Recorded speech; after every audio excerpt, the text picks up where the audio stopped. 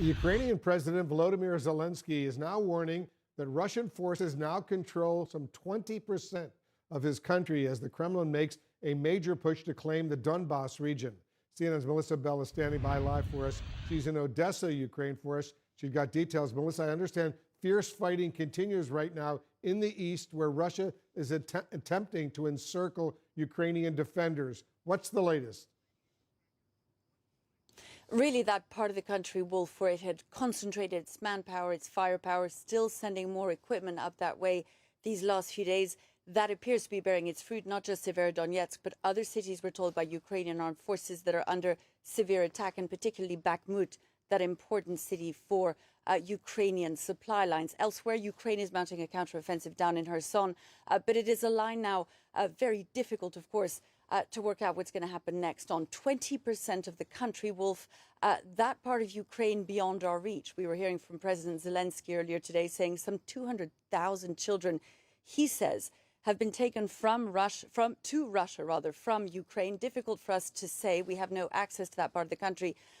And that's one of these many divides that's now being created near Ukraine. You have the military line that stretches, says President Zelensky, for 1,000 kilometers from Mykolaiv right up to the north in Kharkiv. And then you have a communications line, a political line, and a line to which we simply, through which we can't get, and through an increasing which number of citizens are now being stuck. So for the time being, 20% in Russian hands. And for President Zelensky, clearly, the aim now is to break that line through Kherson, Wolf. Lots going on. Melissa Bell, one of our courageous journalists, reporting from Odessa in Ukraine. Thank you very much, Melissa. Stay safe over there. Let's dig deeper right now with retired U.S. Air Force Colonel Cedric Leighton. He's a CNN military analyst. Colonel Leighton, thanks so much for joining us.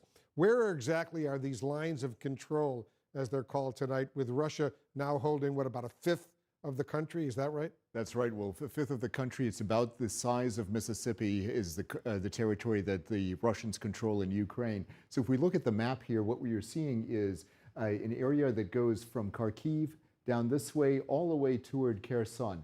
This is an area of control that the Russians have, and they're, in essence, fighting the Ukrainians in this area because what they need to do is they need to be able to control this area in order to achieve one of Vladimir Putin's main war aims, which is to control the Donbas region.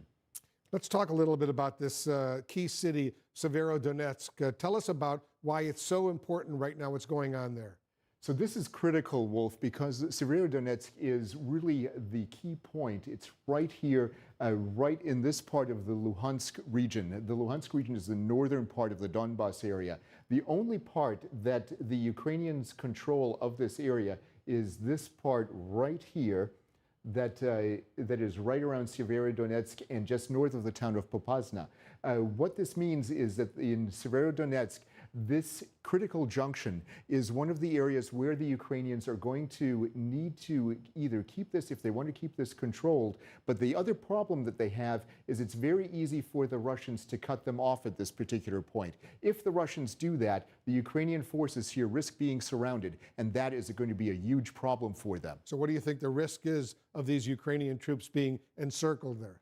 It's very high, Wolf, and the Ukrainians have to be very careful to conserve their forces. If they don't conserve their forces, they are going to lose a large portion of their military, and that would be disastrous for their war effort. So you think there's a limited window right now where the Ukrainians potentially could withdraw?